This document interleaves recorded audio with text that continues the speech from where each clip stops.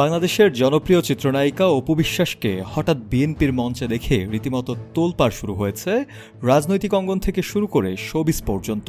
বৃহস্পতিবার ৪ সেপ্টেম্বর বিগত সরকারের নানা মহলের সাথে ঘনিষ্ঠ হিসেবে পরিচিত এই নায়িকা কুষ্টিয়ার খোকসা উপজেলা বিএনপির প্রতিষ্ঠা বার্ষিকী অনুষ্ঠানে অংশ নেন এবং বক্তব্য রাখেন। একমাত্র স্মার্ট সিটি বসুন্ধরা, আধুনিকতায় এক ধাপ এগিয়ে।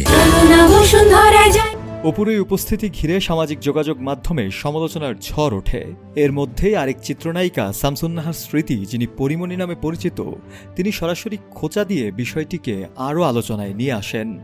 শুক্রবার ৫ সেপ্টেম্বর সন্ধ্যায় নিজের ফেসবুক পোস্টে পরিমণি লিখেন, আগে ছিল ৬ মাস হিন্দু ৬ মাস মুসলমান, এখন দেখছি ৬ মাস আওয়ামী লীগ ও ৬ মাস বিএনপি। পোল্টিবাদ সুবিধাবাদী কাকে বলে দিদি কিন্তু দেখিয়ে দিলেন। সেই পোস্টে আরও কিছু লাইন লেখেন পরিমণি। যদিও তিনি সরাসরি অপু বিশ্বাসের নাম উল্লেখ করেননি, তবে নেটিজনদের কাছে পরিষ্কার হয়ে যায় ইঙ্গিতটি অপুর দিকেই। মুহূর্তের মধ্যেই পোস্টটি ভাইরাল হয়ে যায়।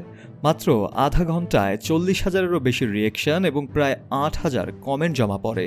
এর বেশিরভাগ মন্তব্যেই পরিমণির সঙ্গে একমত হয়েছেন তার অনুসারীরাও। এর আগে দ্বাদশ জাতীয় সংসদের সংরক্ষিত নারী আসনে আওয়ামী লীগের মনোনয়ন প্রত্যাশী ছিলেন অপু বিশ্বাস। দলীয় প্রচারণায় অংশগ্রহণ থেকে শুরু করে সরকারি অনুদানপ্রাপ্ত চলচ্চিত্রে নায়িকা হিসেবেও তিনি ছিলেন আলোচনায়। তবে সাম্প্রতিক রাজনৈতিক পরিবর্তনের পর বিএনপির মঞ্চে তার উপস্থিতি সুবিধাবাদী মনোভাবের পরিচায়ক কিনা তা নিয়েই চলছে পর্যালোচনা। অপুর হঠাৎ অবস্থান বদলানো এবং পরিমণির প্রকাশ্য খোঁচা এখন শোবিজ অঙ্গনে নতুন করে আলোচনার জন্ম দিয়েছে। শফেল মাওলা, কালের কণ্ঠ।